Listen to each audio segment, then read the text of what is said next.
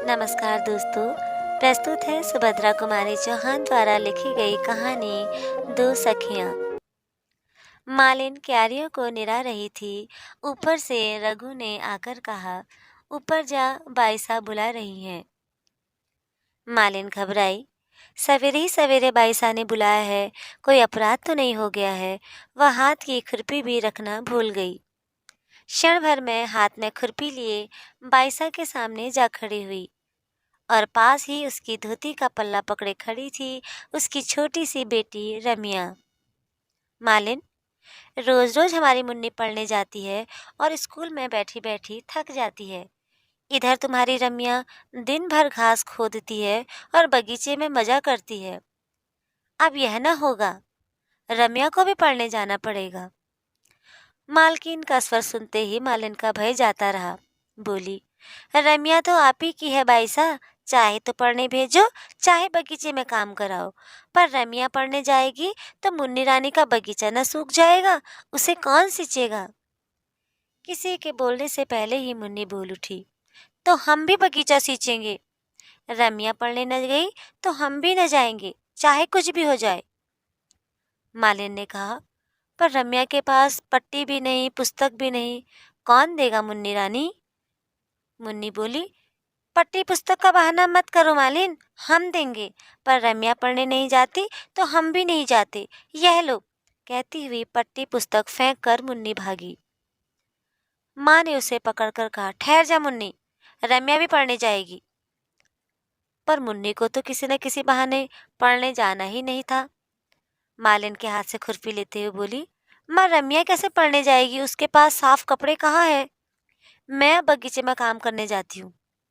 मुन्नी नीचे उतरने लगी।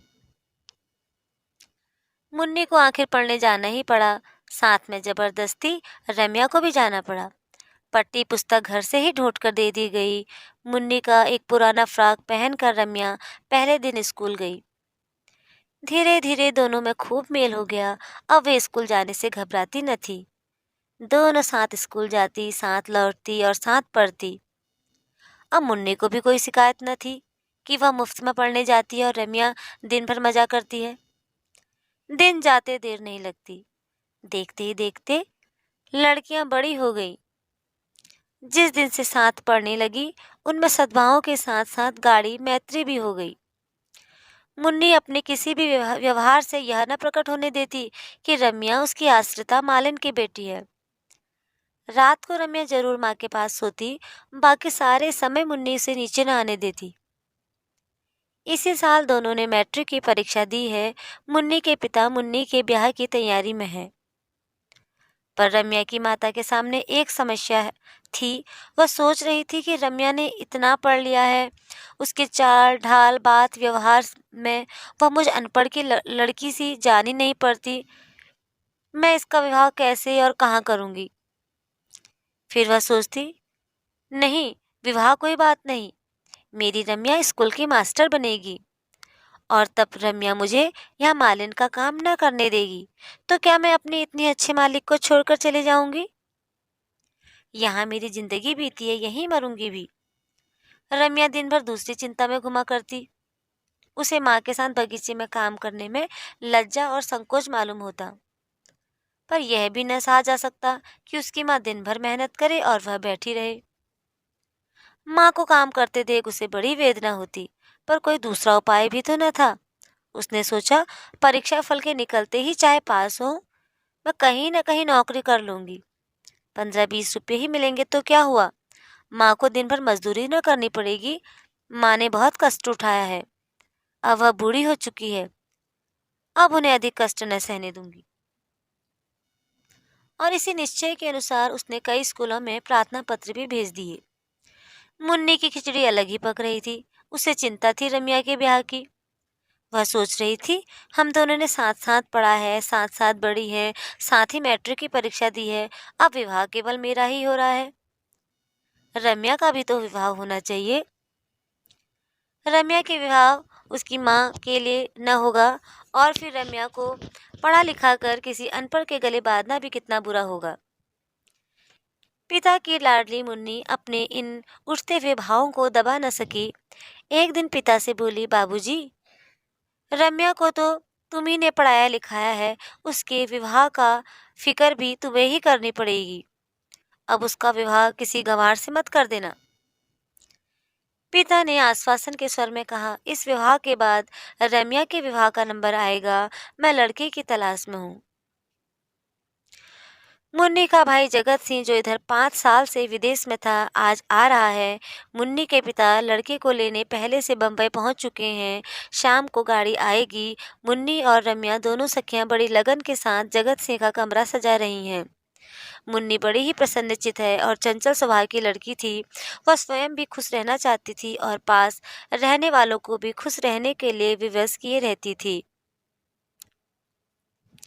भाई की मेज पर एक सुंदर सा टेबल क्लॉथ बिछाते हुए मुन्नी बोली, देख रम्या, मैंने तेरे विवाह के लिए पिताजी से कहा है।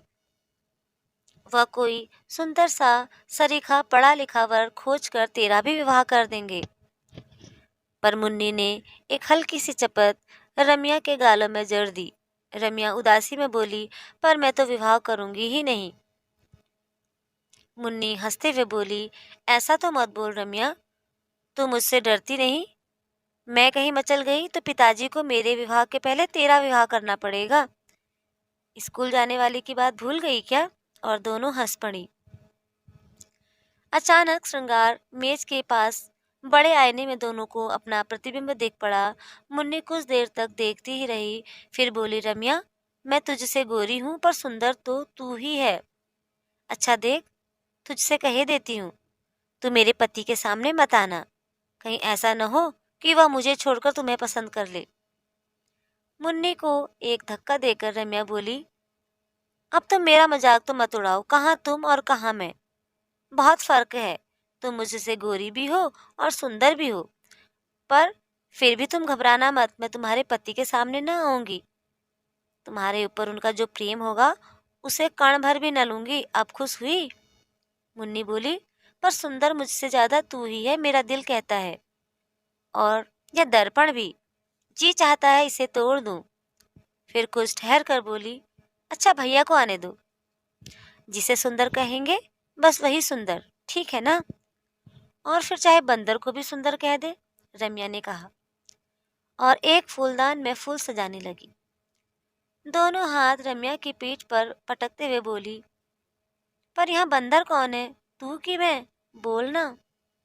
रम्या ने कहा, न तुम न मैं, पर कहीं वे किसी तीसरे को ही सुंदर बता दे तो? जगत सिंह को लेने उनके पिता, मुन्नी और बहुत से लोग स्टेशन पहुंचे थे। घर आए। बहुत देर तक घर में चहल पहल मची रही।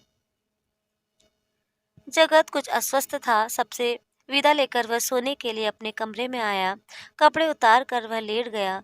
वह सचमुच थका हुआ था, किंतु एक ही मिनट के बाद आंधी के झोंके की तरह दोनों दरवाजों को फटाफट खोलती हुई पहले मुन्नी पहुंची। एक हाथ से वह रम्या को घसीटती हुई ला रही थी। वह बोली, भैया, सोने से पहले तुम्हें एक बात का फैसला करना पड़ेगा। सच सच कहना, मैं ज्यादा सुंदर हूँ कि यह? जगत हंस पड़ा। बोला, मुन्नी, तू अभी भी बच्ची ही है। जा, मुझे सोने दे, मैं थक गया हूँ। और करवट बदलकर सो गया। भैया, तुम अभी तक बड़े खराब हो, कहती हुई रूठ कर मुन्नी चली गई। किंतु उसके बाद जगत सो न सका। उसके सामने रह रहकर शरमाई हुई रम्या का चित्र आ जाता। वह यही निर्णय न कर सकता था कि लड़की कौन है। विवाह में दूर दूर के बहुत से संबंधी रिश्तेदार आए होंगे। मुमकिन है इन्हीं में से किसी की लड़की हो, पर इसे तो जगत ने कभी देखा है, चेहरा पहचाना हुआ सा लगता है। जिस बात का उत्तर वह मुन्नी को न दे सका, वही उत्तर बार बार उसके दिमाग में चक्कर काट रहा था। कितनी सुंदर लड़की है। सुबह 6 भी न बज सके। मुन्नी के उधम के मारे जगत का सोना मुश्किल हो गया। जगत उठकर बैठ गया। मुन्नी से बोला, मुन्नी, जरा गंभीर बनो बहन, अब तुम्हारी शादी होने वाली है। जगत की दृष्टि दरवाजे की ओर गई। दो सुकुमार पैर दरवाजे की ओर ओट में ठिठक गए थे। मुन्नी ने जैसे जगत की बात सुनी ही ना, बोली, भैया देखो, रम्या तुमसे कितना शर्माती है, आती ही नहीं अंदर। वह देखो वहां खड़ी है। और एक बार भैया, तुम्हें याद है ना, यह कितनी मचली थी कि तुम्ही से शादी करेगी, और फिर जब तुमने कहा कि तुमने शादी कर ली है, और इसे 2 पैसे दे दिए। तब कहीं अमानी। मुन्नी एक सांस में यह सब कहकर हंस पड़ी। जगत चौंक पड़ा। अरे, ये तो रमिया है। आओ आओ रमिया, अंदर आओ। वहां क्यों खड़ी हो? चाहे तो 2 पैसे और ले लो, कहकर वो हंस पड़ा। रमिया लाज और संकोच में सिमटी हुई भीतर आई, पर वह जगत से खुलकर बातचीत न कर सकी। न जाने कहाँ की लज्जा ने उसकी जबान पर ताले डाल दिए। वह चुपचाप खड़ी रही। जगत ने उससे बोलने की कोशिश बहुत की, पर उसका सिर नीचे से ऊपर न उठा। जगत ने कहा, लो, तुम बोलो, मैं जाता हूँ। मुन्नी की समझ में न आया कि आखिर जगत भैया से रमिया इतना क्यों शर्माती है। उसने रूठकर कहा, जा, तू बड़ी खराब है। तूने मेरे जगत भैया का अपमान किया है। तू उनसे बोली क्यों नहीं? मैं भी तुमसे नहीं बोलूंगी।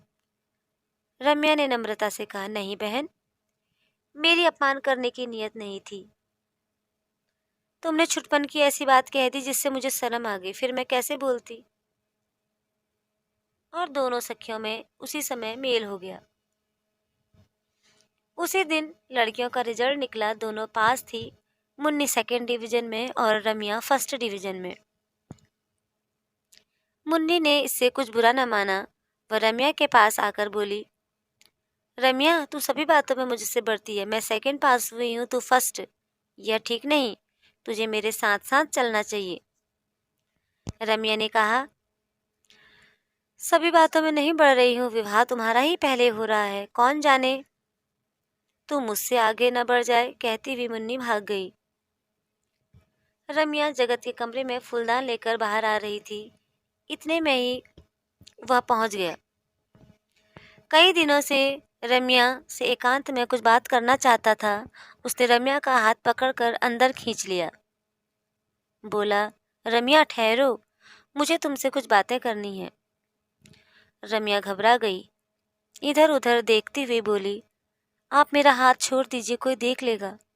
जगत बोला, पर तुम ठहरोगी, जाओगी तो नहीं? रमिया का स्वर कांप रहा था। वह बोल उठी, ठहरूंगी, पर पहले आप मेरा हाथ तो छोड़ दीजिए।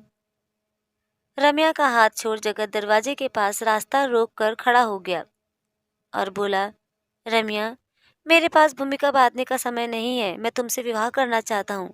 तुम्हें स्वीकार है? रमिया कांप उठी। उसने कहा, पर यह कैसे हो सकता है? मैं मालिन की लड़की हूँ। फिक्र मत करो, मैं केवल तुम्हारी राय जानना चाहता हूँ। अब रमिया कैसे बोले? सिर नीचा करके वह खड़ी रही, पर अनुभवहीन जगत क्या जाने कि यह मौन स्वीकृति का सूचक है। वह अधीर होकर बोला, रमिया, उत्तर दो, हाँ या ना। मैं तुम्हारे मुंह से सुनना चाहता हूँ। तुम खुशी से स्वीकार कर लोगी तो ठीक है, इनकार करोगी तो मैं तुम पर किसी प्रकार का दबाव न डालूंगा। सच्चे आदमी की तरह मैं तुमसे पूछता हूँ, क्योंकि मैं तुमसे विवाह करना चाहता हूँ, पर तुम्हारी अनुमति से, तुम्हारी इच्छा के विरुद्ध नहीं। रमिया फिर चुप। जगत से रहा न गया। उसने फिर रमिया का हाथ पकड़ लिया और बोला, रमिया, मेरा भविष्य तुम्हारे उत्तर पर है। बोलो, तुम्हारी इच्छा के खिलाफ मैं तिल भर भी इधर उधर न जाऊंगा। बोलो, तुम्हें स्वीकार है? मैं बहुत पहले ही स्वीकार कर चुकी हूँ, कहती हुई हाथ छुड़ाकर रमिया भाग गई और सीधी जाकर अपनी माँ के खाट पर लेट गई। जगत ने अपना निश्चय पिता से कहा। पिता के पास काफी पैसा था। रुपयों का उन्हें लोभ न था, फिर वे स्वयं रम्या को बहुत चाहते थे। इस बात पर किसी को कुछ ऐतराज हुआ तो जगत की माँ को, क्योंकि वो किसी बड़े आदमी से ही संबंध जोड़ना चाहती थी।